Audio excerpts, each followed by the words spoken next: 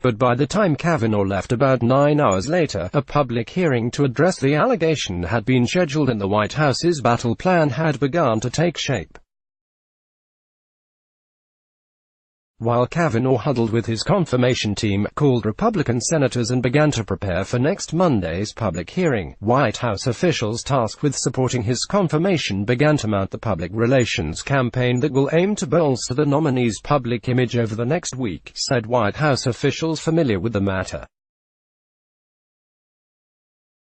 The White House has been contacting many of the 65 women who signed a letter in support of Kavanaugh that was released after an anonymous allegation of sexual assault surfaced before. Ford emerged this weekend to put a name and a face to her accusation, to see if they would be willing to publicly back him in the coming week. Many of those women, one official said, are prepared to publicly defend Kavanaugh.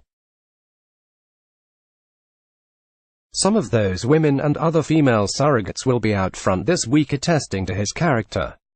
Already on Monday, women who worked with Kavanaugh in the administration of President George W. Bush began to release statements expressing their support for him as part of a campaign to defend the federal judge's integrity using the hashtag "I don't believe he would ever harm any person, let alone assault a woman.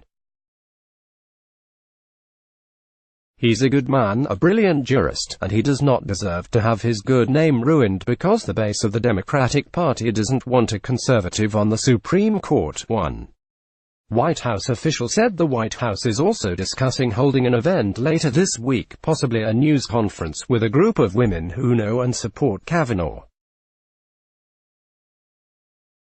The entire effort is aimed at blunting the impact of the undoubtedly emotional testimony Ford will deliver before the Senate Judiciary Committee next Monday.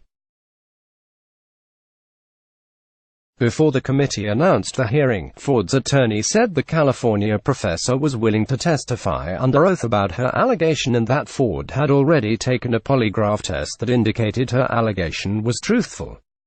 Kavanaugh, who has denied Ford's accusation, was said to be flabbergasted by it and shaken, but focused, as he arrived at the White House on Monday to assess the next steps in advancing his suddenly imperiled nomination. Before leaving the White House, Kavanaugh had a call Monday evening with Judiciary Committee staffers to discuss the parameters of the hearing and the next steps. Conversations at the White House, one official said, revolved entirely around defending his integrity, an effort President Donald Trump had joined in earlier Monday before the cameras. Though Trump did not meet with Kavanaugh at the White House on Monday, he showered praise on his nominee, calling him one of the finest people that I've ever known. Unlike in cases involving allegations of misconduct against himself or others in his administration, the president did not attack Kavanaugh's accuser or dismiss the allegation out of hand.